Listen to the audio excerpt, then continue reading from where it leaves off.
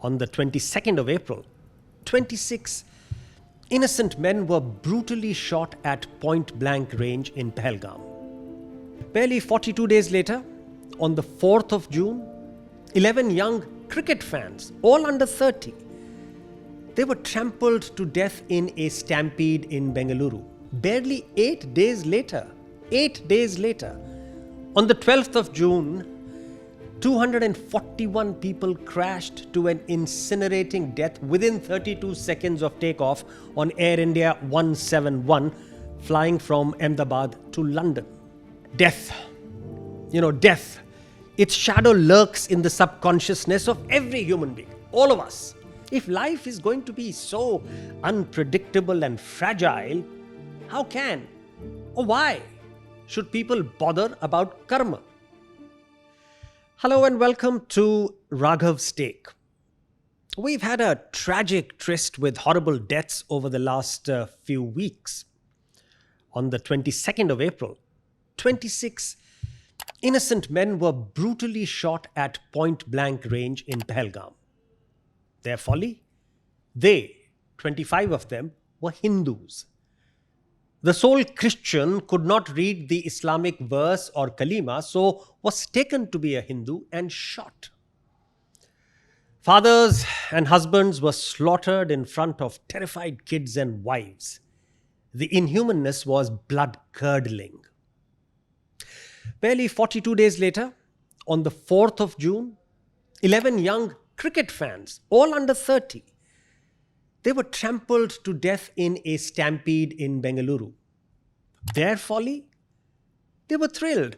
Their home team had finally triumphed in cricket's glitzy India Premier League, IPL, after 18 years. Manoj Kumar, 18 years old, a BBM student. Divyanshi, 14 years old, a school kid. Akshata, 26 years old, a gold medalist chartered accountant.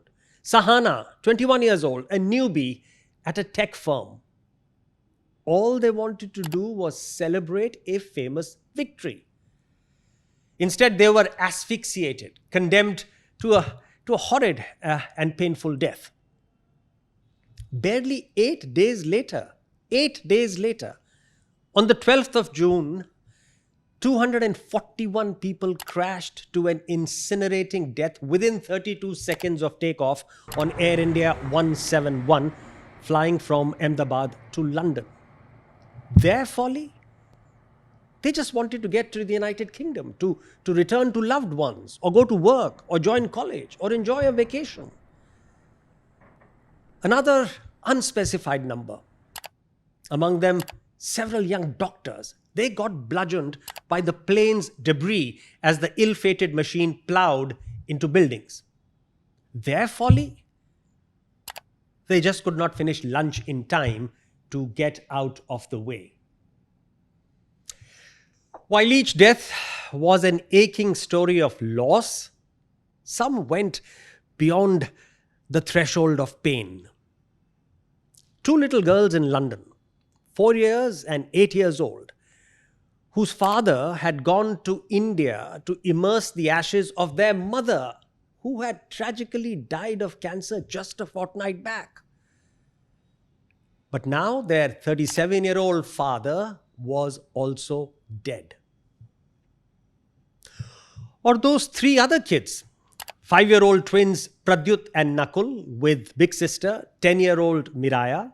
They were giggling in their seats across the aisle as their parents Pratik and Koni took a beautiful, cheerful selfie and posted it just before taking off, only to die within a few minutes. Their innocence charred by burning aviation fuel. Death, death, its shadow lurks in the subconsciousness of every human being, all of us. But since the incredible cruelty of Pahalgam, the spectre of unrelenting death has leapt out of the subconscious to pervade and overwhelm a whole nation. Like millions of fellow Indians, millions.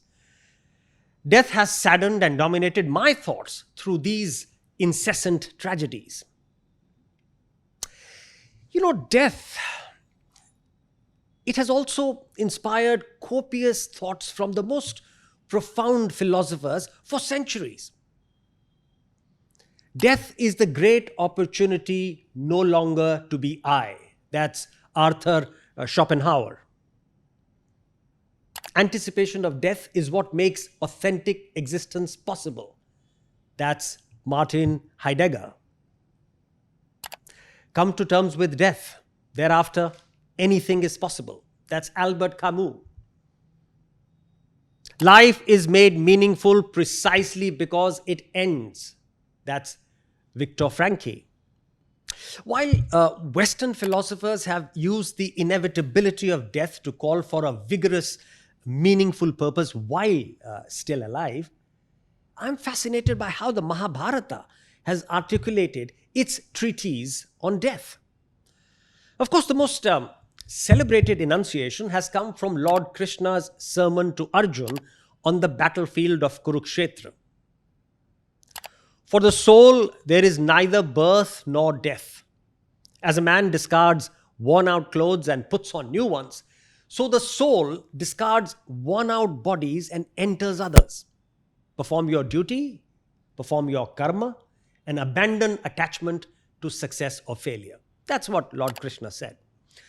But with apologies to Lord Krishna, he sort of segues to the indestructibility of the soul, without squarely confronting the mortality of those who are not worn out, i.e., those who are young, energetic, full of zest for life, but they suddenly die in a terror attack or stampede or plane crash.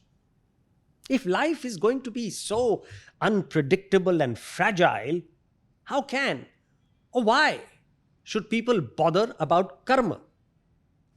So, there's a sharper death versus life versus karma dialogue between Yudhishthir and Yaksha or Yama. That's the god of death. And that is in the Aranya Parv or Book of the Forest in the Mahabharata. Yaksha says or asks, what is the most astonishing thing in the world? And Yudhishthir answers, day after day countless beings die, yet the living believe they will live forever. This is the most astonishing thing. Yaksha then asks another question. What is the greatest of all wonders? And Yudhishthir replies, the greatest of all wonders is that every day people see others dying, yet they live as though they're immortal. This is the greatest wonder. Now, without specifically invoking karma, Yudhishthir does make a telling point, namely that the inevitability of death is the motor fuel of karma. Because life is impermanent and transient. Human beings are driven to karma not because they are oblivious to death, but because they are alive to the limited time that they have on earth to strive and succeed. So pilots will skillfully fly aircraft knowing that others have died in terrible accidents.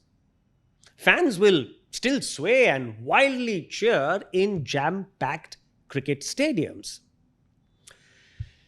Let me end by reclaiming a book that influenced me deeply through my teens. I read it in my teens.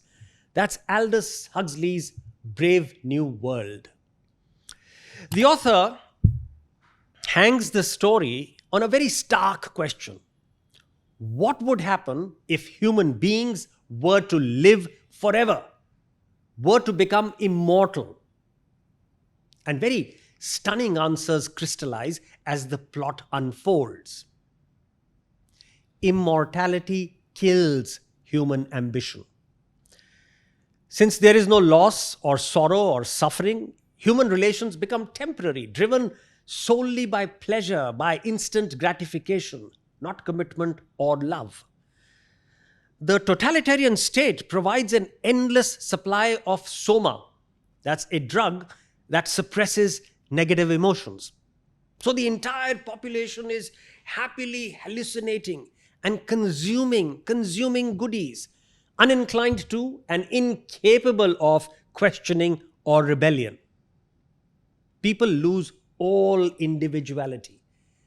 They become willing slaves. Society descends into a vicious emptiness.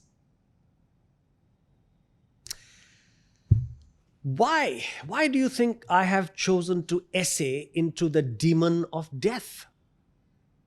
For one, it's been a very dense, eerie, almost numbing fog that has engulfed all of India, all of us, all of Indians for weeks now. But more importantly, to blow that fog away, to understand that death, while utterly gloomy and desolate, is also the progeny of every meaningful human life. So we need not capitulate before such unimaginable grief. This was Raghav's take today.